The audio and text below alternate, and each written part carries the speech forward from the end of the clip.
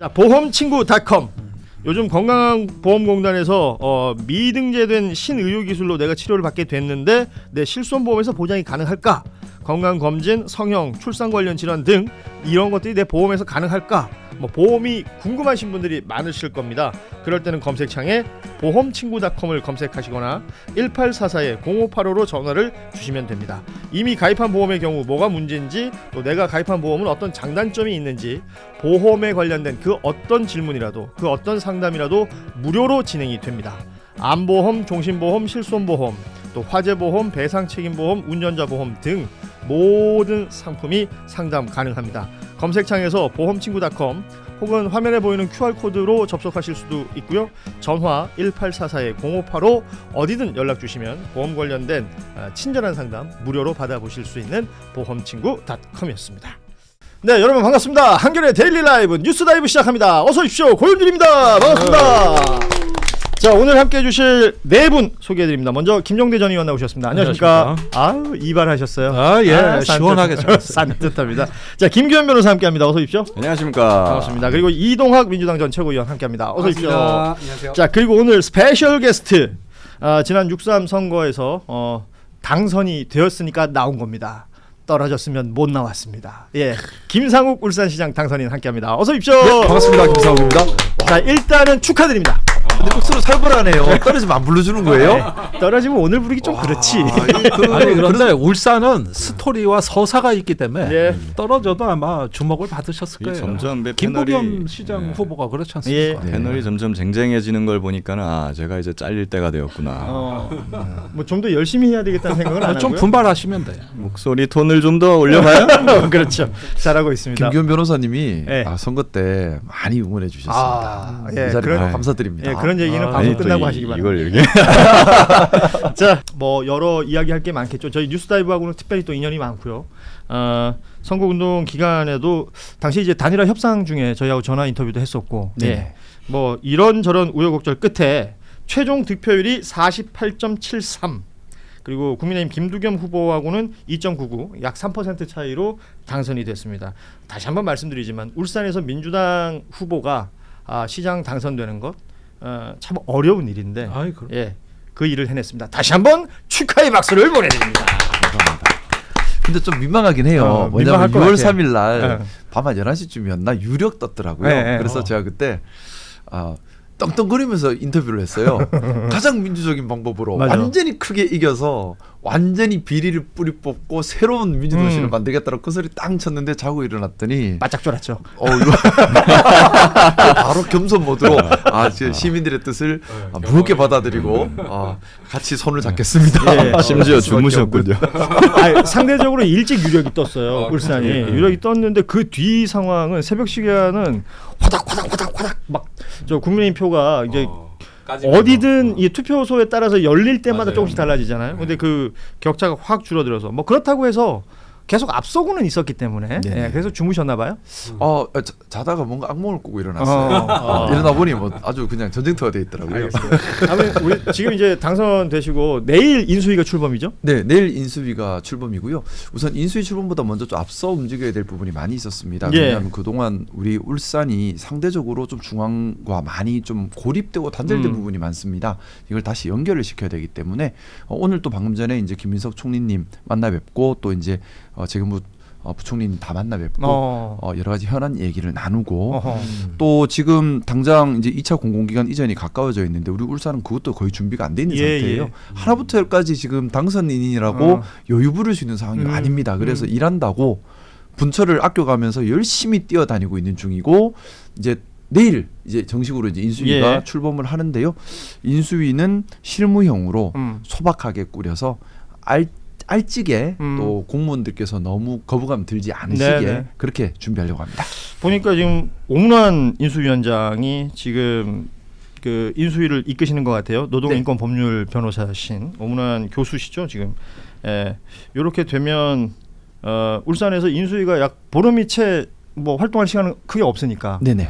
지금 당선인이 보니까 SNS에 여러 사람들 만나고 다니는 또 기록을 남기고 있던데 울산에 뭐 현안들이 많습니다. 그 현안들 이야기는 다음에 이제 울산 지역에 있는 채널에 출연하셔서 얘기하시면 될 것 같고요. 네. 예. 그래도 관심 가져주세요. 다 연결돼 있어요. 그럼요. 울산이 제대로 돌아가야 대한민국도 또 제대로 예. 기능합니다. 알았어요. 조금씩 합시다. 여기 나머지 세 분도 말은 해야 될 거 아닙니까? 예. 아니 그런데 내가 보니까 막 눈에 일이 보이는 거야. 지금 취임도 아직 안 한 상태지만은 여기저기 개혁할 거 챙길 거 이런 게 눈에 막 보이는 거야 이게. 그렇죠. 숙제를 풀어야 요즘 되니까. 쇼츠 보면 장난 아니에요. 예. 예. 우리 김용대 전 의원께서는 이 울산시장 선거가 치러지는 일련의 과정 속에서 그 단일화 국면에서 굉장히 울산을 높이 평가하셨습니다. 아 그렇죠. 예, 그 부분 다시 한번 좀 정리해 주시면 좋을 것 같습니다. 아니 그러니까 이제 최근으로 올수록 어떤 이념과 노선, 커리어 이런 선거가 아니라 판 자체를 짜는 사람.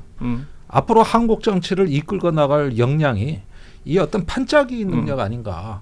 우리가 386들이 586들이 이런 능력이 잘 없어요. 이제 686이 686. 686이 됐어. 686인데 옛날에 상김 시대 이후로 예. 뭐 DJP 연합을 한다, 뭐 한다 이런 어떤 거 큰 연합의 정치가 사라졌다고. 그러면서 뭐든 혼자 먹는 게 정치인 것처럼. 이런 식으로 오인데다 예. 요즘 민주당 내부가 좀 복잡하지 않습니까? 예. 그것도 그래서 그런 거예요. 네, 그건 잠시 후에 다 품어주고 다뤄보겠습니다. 예. 이래야 되는데 이번에 박맹우 후보가 3% 넘게 받았죠. 맞습니다. 그러니까 보수는 그걸 못하고 원래 그런 거 그러네. 잘하던. 예. 그런데 진보는 했단 말이에요. 이게 어떻게 보면은 지금 우리가 가지지 못한 우리가 또 이루지 못한 거를 울산에서 보여준 겁니다. 이거 대단한 서사예요. 그런 점에서 저는 높이 평가해요. 그러니까 뭐 우리 김상욱 당시 후보와 또 진보당의 김종훈 후보도 마찬가지고 또 조국혁신단도 있었습니다. 그렇죠. 황명필 후보까지. 후보도 있었고 먼저 했었으니까요. 그리고 그 지역에 계신 시당에서 활동하시는 분들 그리고 기초단위에 출마하셨던 분들 이 모두의 마음이 모인 거기 때문에 이건 굉장히 의미가 있는 것이다. 김상욱 우리 당선인은 선거운동 기간 뭐 네. 그래도 여러 장면이 있겠지만 가장 기억에 남는 장면이 있다면 어떤 게 있을까요? 아무래도 우리 범민주가 하나가 됐던 그때가 가장 기억에 남는 것 같습니다. 뭐 이 자리를 빌어서 우리 큰 또 결단을 내려주신 김종훈 선배님께 정말 깊은 감사의 말씀드리고요. 그래서 저도 지금 시정을 준비하면서 하나부터 열까지 다 같이 상의하면서 예. 그렇게 가고 있습니다. 그래서 이번 우리 울산 시정이 저 혼자 마음대로 하는 시정이라 생각하지 않습니다. 예. 다 같이 우리 범민주가 다 같이 하고 또한 시민들 참여를 보장하는 그래서 제가 내세운 것이 대통령님 따라했습니다. 시민주권 정부입니다. 좋네요. 예. 뭐 그런 건 따라해도 된다고 봐요. 벌써부터 막 이제 시민분들 엄청나게 만나시면서 네. 막 하는 것들이 이제 쇼츠에서 보는데 특히 뭐 제가 본 게 버스 노선과 관련해 가지고 하시는 거. 일은 이렇게 해야 되겠다. 울산 시민들 너무 좋겠다. 아니, 그런 생각이 진짜 들었어요. 무엇보다 그 회의 장면을 공개했죠. 네. 그 공개에 대해서 부담을 느끼는 공무원들이 현장에 있었죠. 안 그래도 지금 공격 많이 받고 있습니다만 예. 계속해서 공개 원칙으로 가려고 합니다. 사실 그것 때문에 저항도 많고요. 초기에 공개를 못하게 막아야 한다라는 여론도 상당히 일어나고 있습니다. 아 그래요? 아무래도 좀 조금 말씀을 좀 드리면 제가 처한 환경이 녹록지는 않습니다. 예. 지금 울산시 의회가 국민의힘이 15석, 우리 민주당이 6석입니다. 3분의 1이 안 돼요. 3분의 1이 안 되다 보니 보통 3분의 1은 되어야지 뭐라도 할 수가 있는데 예. 이거 완전히 힘든 상황이고요. 또 기초단체장도 우리가 하나인데 국민의힘은 4석입니다. 거기다가 여러 가지 제가 또 기득권 타파 주장을 하고 있다 보니 기득권 세력이 똘똘 뭉쳐 있죠. 그러겠죠. 여기서 이제 제가 돌파구로 공개 행정을 다 공개하겠다라고 예. 나서니 이제 그걸 또 막으려고 하는 세력들이 또 있습니다. 그래서 제가 공개 간담회를 한 이후에 이걸 막겠다 하고 여러 가지 뭐 법적 조치를 예고한 사람들도 있고요. 아 벌써. 예, 하지만 물러서지 않을 겁니다. 꿋꿋이 한 발 한 발 나가서 주권이 시민들에게 있고 시민들이 아셔야 하고 시민들께서 결정할 수 있는 그래서 시민의 이익을 위해 봉사하는 그런 행정이 되도록 만들어 가겠습니다. 예. 사실 뭐 시민들이 하나하나 제대로 알게 되면 본인에게 어떤 것이 더 득이 되는지를 판단하게 되실 텐데 이게 몇몇 필터를 건너면서 그게 다르게 전달되는 경우들이 많지 않습니까? 그럴 수 있죠. 예. 이제 그렇게 공개되고 투명한 가운데서 막상 문을 열고 들어오는 게 그런 제도를 악용하는 그렇습니다. 기득권 세력이 될 수도 있습니다. 그러니까 투명성이 건강하게 유지가 되려면은 이 리더가 어떤 자기 비전이 또 있어야죠. 단단하게 있어야 그런 어떤 방향성으로 가지. 이게 시민한테 주권을 되돌려지면은 자연적으로 이제 민주주의가 견고해지고 성숙해질 거다. 이런 낙관주의가 우리 옛날에 노무현 정부 때도 있었고 상당히 있었죠. 그런데 어느 순간에 그 문을 시민이 열고 들어온 게 아니라 기득권자들이 맞아요. 예. 열고 들어오는 거야. 그걸 더 그래서 쉽게 그때, 생각하는 사람들이 있죠. 열린 우리당 때 많이 힘들어했었죠.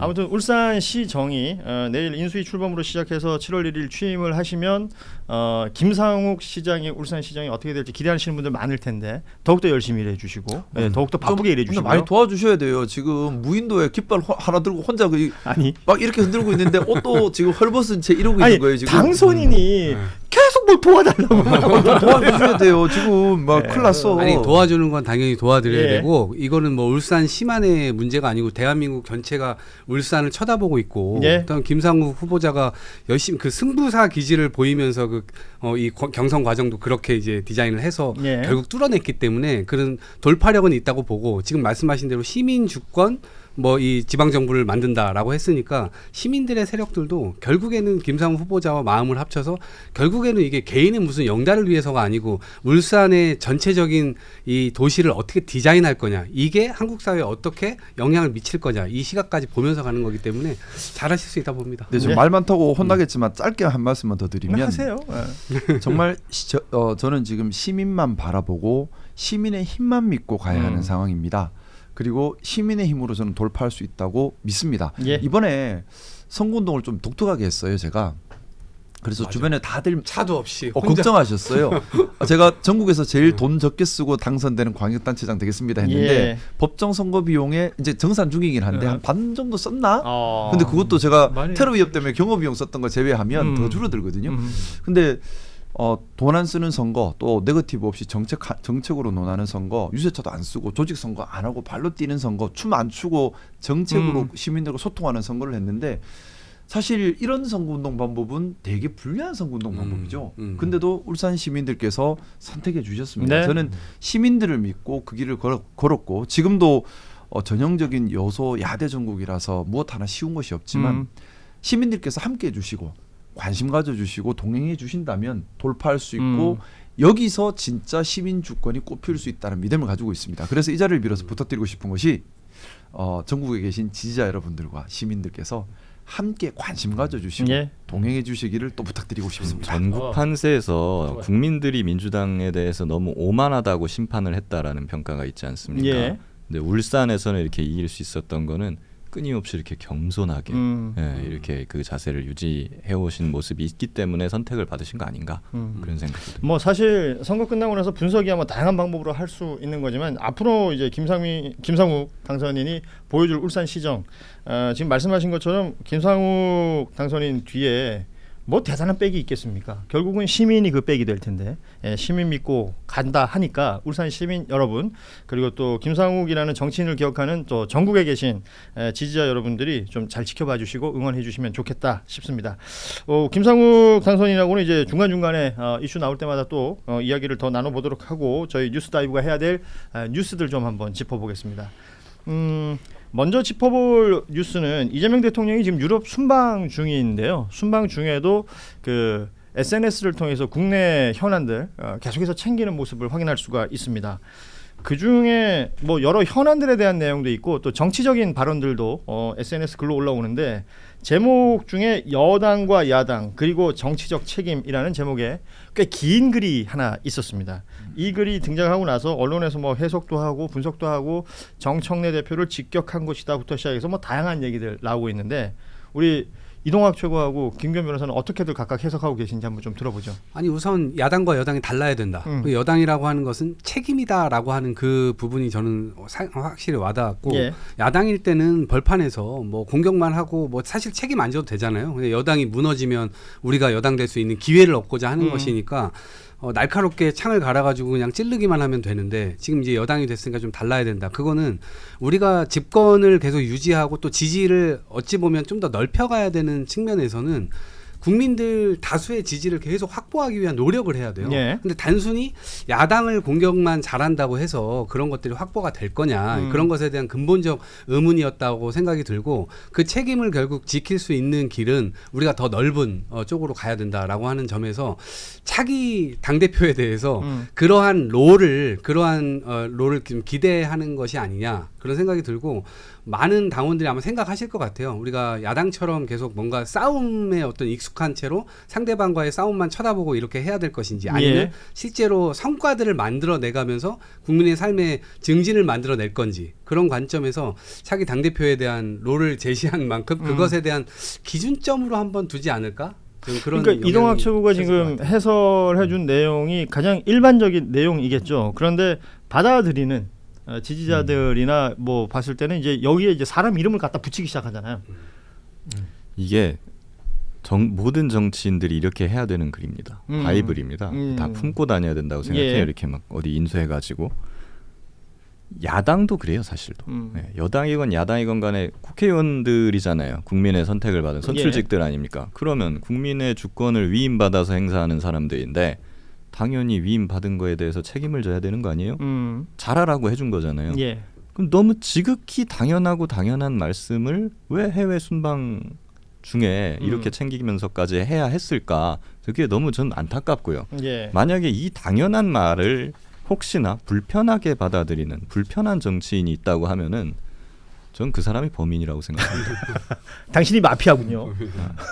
숨어 있어. 이게 지금 그러니까 민주당 상황은 선거가 끝나기 직전부터 해서 소위 말하는 이제 차기 당권에 대한 이야기가 나오면서 지지자들 사이에서 그 뭐라고요? 그 시장이라고 해야 될까요? 아니면 그 전장이라고 해야 될까요? 불타오르고 있는 건 틀림이 없습니다. 늘 말씀드리지만 저희도 방송하고 있을 때 유튜브 댓글창 보면 계속 그 얘기가 올라오고 그 어떤 채널들 할 것 없이 비슷한 상황들이 연출되고 있는데 정청래 현 대표, 정청래 대표의 그 이른바 정권은 짧다 발언과 그리고 SNS에 보안 수사권 전면 폐지라는 이 9글자 뭐 그 외에 구체적인 설명이나 이런 것도 없었고 언론의 질문에도 뭐 뾰족한 답을 한 적은 없습니다. 이 이후 상황들 그리고 대통령의 여당 야당 이 책임에 대한 이야기 자 우리 김종대 의원께서는 어떻게 해석하고 계신지요? 예, 일단은 원론적인 말이라 하더라도 네. 그 저기 전체적인 맥락은 한번 좀 살펴볼 필요가 예. 있겠는데요. 우선 저 막스 베버를 인용하신 거거든요. 그렇죠. 근데 막스 베버가 얘기할 때는 직업으로서의 정치를 얘기할 때 1번이 소명의 정치, 신념의 정치입니다. 2번이 책임의 정치, 결과에 책임지는 거거든요. 그러면 이걸 막스 베버가 왜 얘기했느냐? 왜 그때 얘기해서 이게 명저가 됐느냐? 그럼 빌헬름 1세를 겨냥한 거예요. 빌헬름 1세가 1914년에 무모한 전쟁을 일으켜가지고 1차 대전에서 독일 국민이 500만 명 죽었어요. 예. 그래놓고도 책임을 안 지려고 그러니까 저런 귀족정에서 책임을 안 지는 저런 어떤 그 정치를 조금 더 근대적 민주주의로 어떻게 전환해 볼 수 없을까 해서 13강인가 14강인가 강의한 강의록에서 이 직업으로 예. 정치 책이 된 겁니다. 그러니까 명확한 표적이 있었다는 겁니다. 그러면 지금 이걸 인용할 때 표적이 없냐? 그냥 원래 있었던 원론을 얘기한 거냐? 아니라는 거예요. 그거는 뭐냐 하면은 지금 저기 민주당이 어떻게 보면은 저 결과에 책임 안 지는 것보다 너무 이상이나 신념에 치우쳐 있다. 이런 쪽의 어떤 지적을 분명히 한 거고 이거는 상대가 있는 겁니다. 그 중에서는. 예. 그리고 저기 이 부분이 바로 지금 정청래 대표하고 이재명 대통령의 생각의 차이입니다. 노선의 차이이기도 하고. 그래서 이제는 그런 거 숨기지 않는 거라고 나는 봐요. 그런 면에서 이 정청래 대표가 지금 당 책임을 진다 뭐 한다 여러 가지 지금 나오고 있습니다만은 저는 그 이번 지방선거에 있어가지고 경선 과정부터 해가지고 솔직한 자기 책임은 뭐고 내가 또 지켜낸 건 뭐라는 거를 한번 응답을 함으로써 서로 이런 대화도 좀 더 진솔하게 소통이 돼야 된다고 봐요. 예. 자, 보험친구.com 요즘 건강보험공단에서 미등재된 신의료기술로 내가 치료를 받게 됐는데 내 실손보험에서 보장이 가능할까? 건강검진, 성형, 출산 관련 질환 등 이런 것들이 내 보험에서 가능할까? 뭐 보험이 궁금하신 분들이 많으실 겁니다. 그럴 때는 검색창에 보험친구닷컴을 검색하시거나 1844-0585로 전화를 주시면 됩니다. 이미 가입한 보험의 경우 뭐가 문제인지, 또 내가 가입한 보험은 어떤 장단점이 있는지, 보험에 관련된 그 어떤 질문이라도, 그 어떤 상담이라도 무료로 진행이 됩니다. 암보험, 종신보험, 실손보험, 또 화재보험, 배상책임보험, 운전자보험 등 모든 상품이 상담 가능합니다. 검색창에서 보험친구닷컴 혹은 화면에 보이는 QR코드로 접속하실 수도 있고요. 전화 1844-0585 어디든 연락 주시면 보험 관련된 친절한 상담 무료로 받아보실 수 있는 보험친구닷컴이었습니다.